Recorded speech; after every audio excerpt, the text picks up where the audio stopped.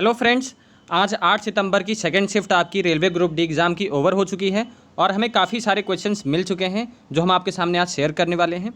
Difficulty level same रही है जैसे आपकी परीक्षा पहले पूछी जा रही थी, सेम डिफ़िकल्टी लेवल है। पेपर आपका ईजी टू मॉडरेट था, यानी कि ईजी की तरफ ज़्यादा था, तो आप लोग ईजिली अटैम्प्ट कर सकते हैं पेपर जिनका आगे शिफ्ट में है। उससे पहले आपको हम बताना चाहेंगे कि जो ग्रुप डी पैकेज हमने लॉन्च किया है उसका ऑफर प्राइस इस समय चल रहा है 99 रुपीज़। 300 की ये बुक है जिसमें आपको 5 ई बुक्स मिलेंगी, जिसमें ब्रह्मास्त्र आपको जो बुक दी गई है ये काफ़ी ज़्यादा इंपॉर्टेंट है।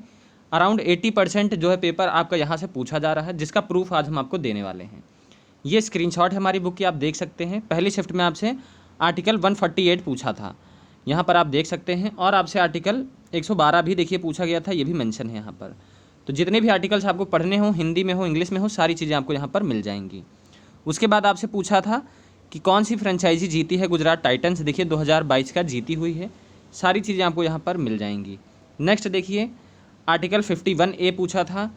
उसके बाद आपसे जो मंदिर का देखिए इस बार जगन्नाथपुरी टेम्पल का पूछा है, तो वो भी सारी चीज़ें आपको यहाँ पर मिल जाएंगी। नेक्स्ट आपको हम दिखाते हैं कि जो इवेंट्स पूछा था, रॉबर्ट एक्ट पूछा था 1919 वाला।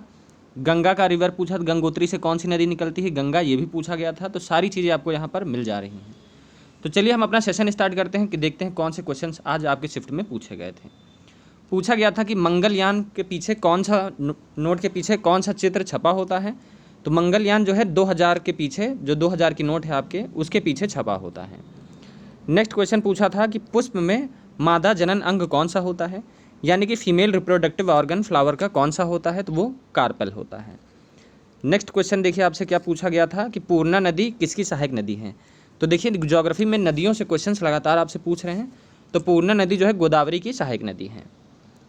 नेक्स्ट क्वेश्चन देखिए आपसे क्या पूछा है कि फोकल लेंथ जो है मिरर है उसका 20 सेंटीमीटर है। इमेज जो है 1/3 बनी है ऑब्जेक्ट की, तो पोजीशन बतानी थी इमेज की।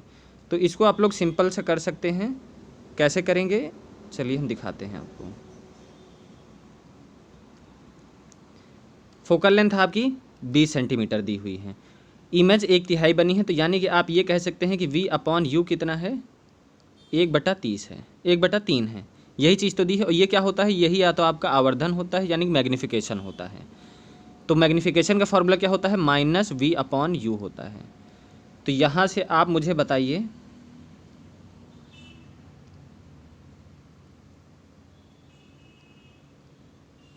ये हम हटा देते हैं।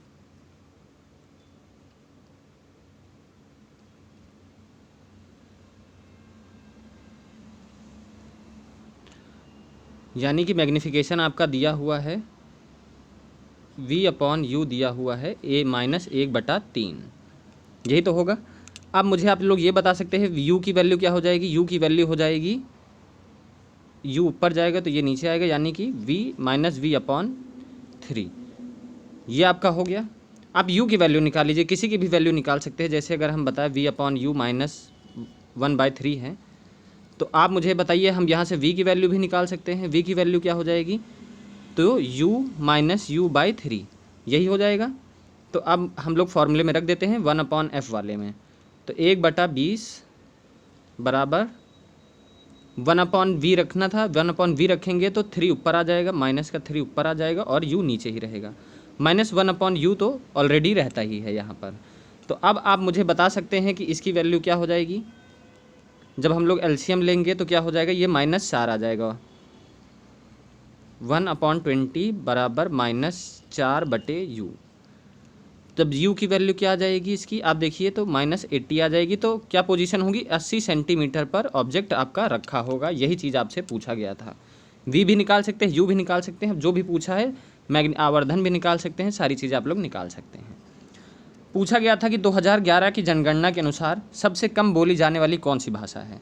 तो लीस्ट स्पोकन लैंग्वेज कौन सी है, संस्कृत है 2011 जनगणना के अनुसार। उसके बाद आपसे पूछा था कि national women's ice hockey championship की मेज़बानी कौन से स्टेट ने करी थी।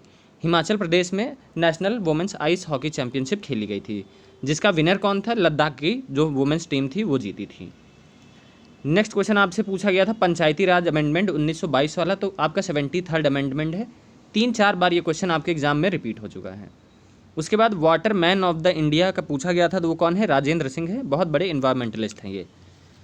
नेक्स्ट क्वेश्चन पूछा था आपसे कि हाइड्रोकार्बन कौन सा है जो कि आपका लिक्विड रहता है रूम टेम्परेचर पर, यानी कि तरल रहता है कमरे के तापमान पर। तो आपका जो पेंटेन होता है यही आपका लिक्विड रहता है रूम टेम्परेचर पर। नेक्स्ट आपसे पूछा था केमिस्ट्री का क्वेश्चन है कि न्यूलैंड्स ऑक्टेव लॉ के अनुसार कितने तत्व हैं। तो जो कितने तत्व हैं 56 एलिमेंट्स हैं जो न्यूलैंड्स के ऑक्टेव लॉ फॉलो करते हैं, तो 56 एलिमेंट्स हो जाएंगे। नेक्स्ट आपसे पूछा था धर्म की स्वतंत्रता से संबंधित कौन सा उल्लेख है, यानी विच आर्टिकल से related to freedom of religion. तो आर्टिकल 25 है जो आपके धर्म की स्वतंत्रता से संबंधित है। नेक्स्ट आपसे पूछा था कि निम्नलिखित में से कौन सा एक कोशीय जीव है, यानी यूनिसेलुलर ऑर्गेनिज्म पूछा था आपसे, वो हो जाएगा प्रोटोजोआ।